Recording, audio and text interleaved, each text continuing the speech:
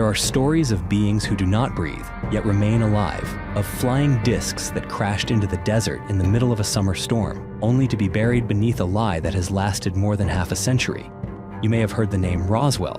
You may have read somewhere about UFOs, about blurred photographs, and about secret conferences the government has never acknowledged. But what few have ever told you is that behind all the theories and all the debates, there was once a secret conversation between humans and an extraterrestrial being. And in that conversation, something was revealed, something that, if true, would change everything you thought you knew about life, and perhaps even make you realize that death is not as terrifying as we've always believed. So fasten your seatbelt as we dive into today's mystery. But first, you'll have incredible luck if you like and subscribe before this video ends.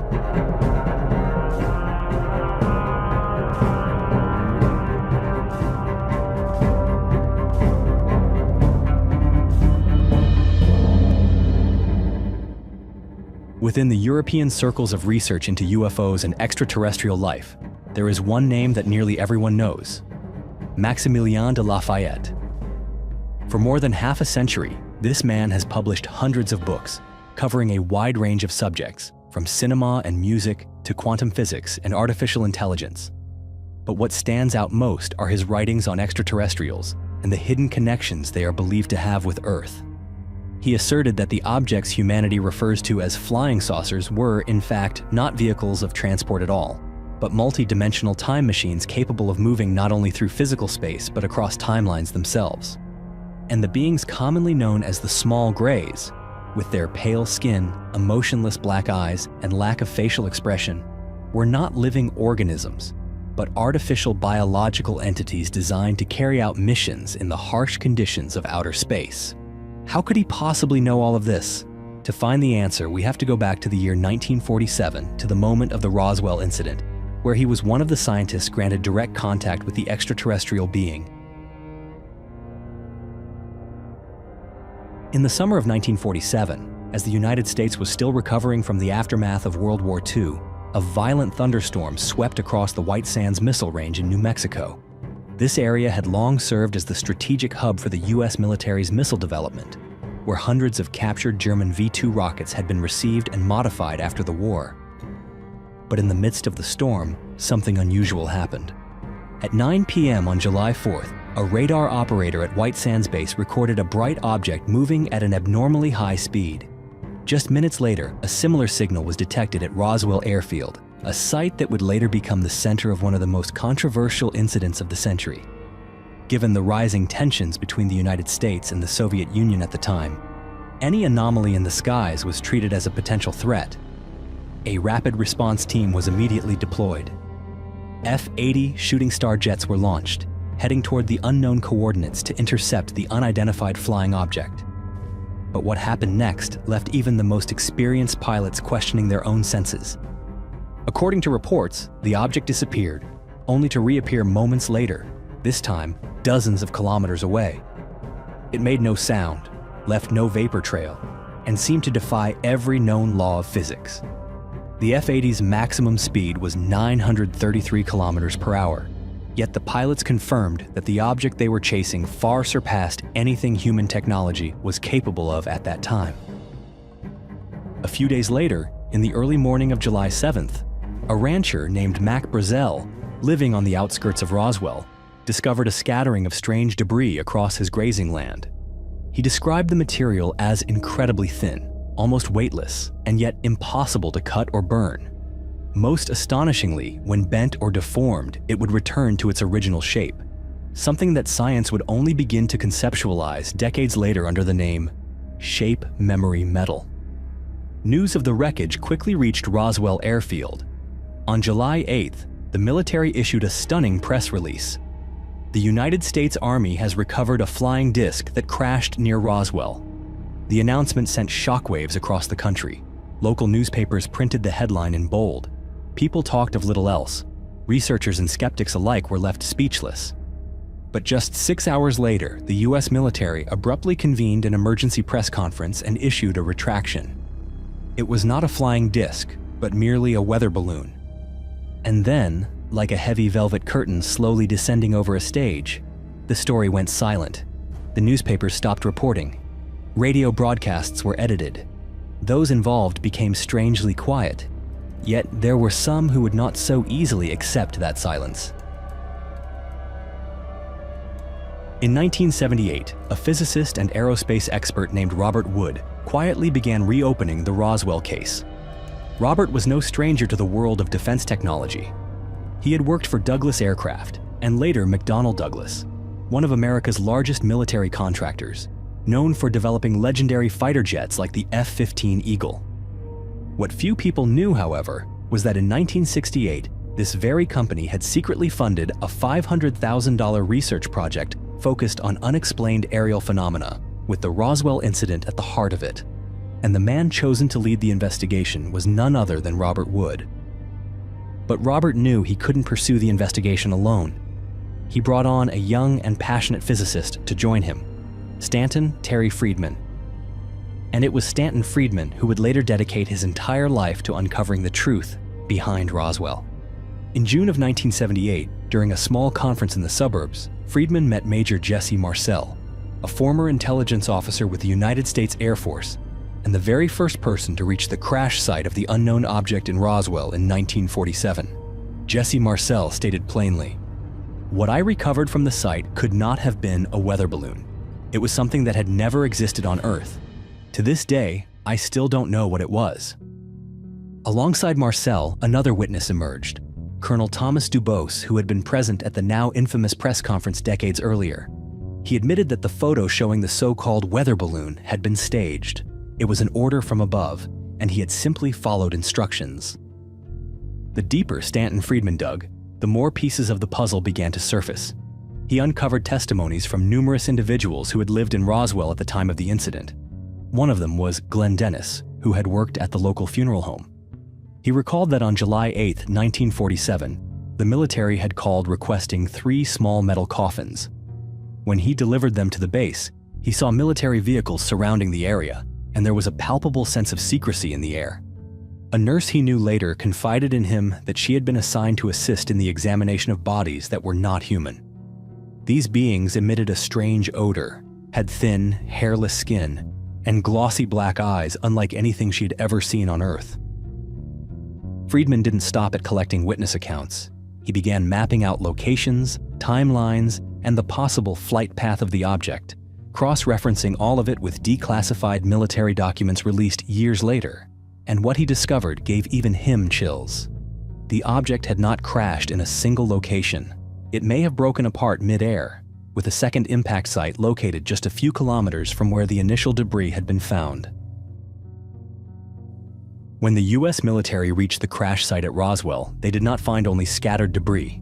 They recovered 2 lifeless bodies, one being with severe injuries, and one entity that had survived.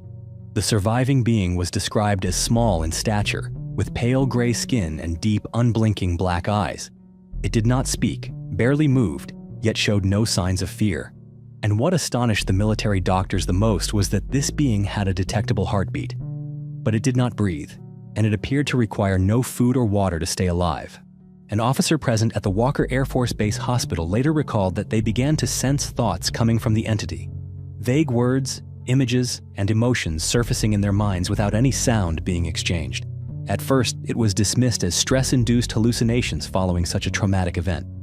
But when more and more personnel began reporting the same experience, the government convened a team of special experts. And so, the first conversation between humans and an extraterrestrial being took place in early 1948. As the specialists attempted to communicate using sound conversion equipment, the being continued to transmit concepts far beyond the boundaries of human understanding. They were told, "We are not physical life forms. We do not breathe. We do not eat. We do not sleep. And we do not feel pain. We simply borrow a physical frame to appear in your world." One of the scientists at the time exclaimed, "If you're not a living being, then why can we see you?" The response came calmly. "You are machines as well. You exist through bone, muscle, blood, nerves, and bioelectricity. You eat, inhale, and excrete. We exist through cosmic energy. Your body is only a biological shell. Your soul is no different from ours."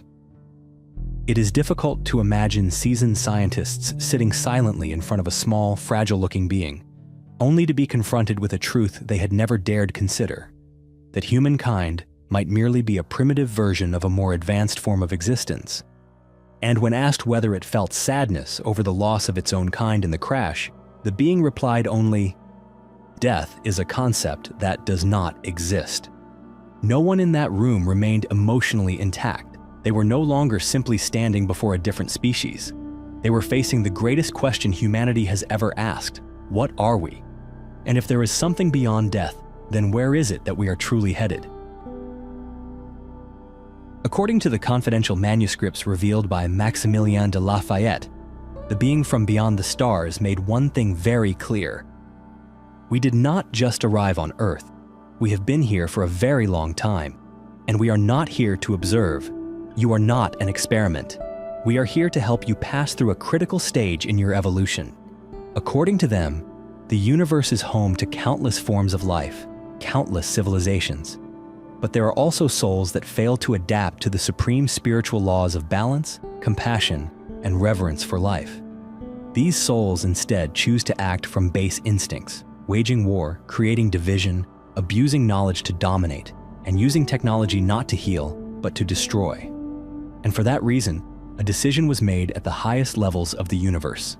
Earth was chosen, not because it was special, but precisely because it was isolated, distant, and harsh enough to serve as a proving ground for misguided souls. Earth was selected because it holds a rich ecosystem, diverse climates, terrains, and species, creating the ideal conditions for each soul to face hundreds of thousands of different situations. In these experiences, the soul is meant to learn emotional balance, to rise above desire, to confront fear, and ultimately, to realize that existence is not merely material. According to the alien being, time on Earth moves much more slowly than on other planets. This is not a physical discrepancy, but a spiritual mechanism. Time slows here so that the soul has enough moments to reflect, to regret, to correct, and to choose again. They explained that beyond Earth's atmosphere exists an invisible plasma energy belt. It cannot be seen by the naked eye, nor can it be detected by current technology. But it functions as a barrier, preventing exiled souls from leaving the planet. At the time, some believed it was merely a philosophical metaphor. But decades later, as the world entered a period of unprecedented upheaval, people began to look back on that prophecy with a new sense of seriousness. According to Maximilien de Lafayette, the era in which the seal, also known as the invisible plasma belt encircling Earth, begins to weaken, is also the era in which humanity starts coming face to face with phenomena that lie far beyond the reach of modern science. One of the earliest signs was a sudden surge in USO activity, unidentified submerged objects, encounters with unknown craft not in the skies, but beneath the ocean's surface. Unlike UFOs, which are often spotted in the air, USOs appear and vanish silently from deep within the sea. As described by Lafayette, these objects possess the ability to ascend from beneath the water at staggering speeds without creating any splash. Not a single droplet clings to their surface, as though some invisible layer of energy surrounds them, shielding them entirely from contact with the material world. Even more concerning is that the number of witnesses reporting USO sightings has been rising exponentially. Areas such as the Bermuda Triangle, the Caribbean Sea, the coastlines of Chile, and even the waters off Japan have become focal points for incidents that federal authorities repeatedly avoid addressing in public. This increase in such phenomena, Lafayette argued, is a clear signal that Earth is entering a transitional period, a phase in which humanity must confront immense environmental, military, and spiritual upheavals. These are the final tests before the Great Seal dissolves. That prophecy was never meant to instill fear, but to offer each individual a choice. Because if the soul truly is a form of existence beyond the material, then this final test is not a war between civilizations. It is an inward reckoning, a confrontation within each of us, a test of our choices, a test of compassion, and a test of whether we can rise above fear and instinct and remember who we truly are. If you've ever heard a strange story that no one has been able to explain, or if you've experienced something that changed the way you see this world, feel free to share your thoughts in the comments below. And if you'd like to keep exploring mysteries like this one, don't forget to subscribe to the channel and turn on notifications. Thank you for staying with us until the very end.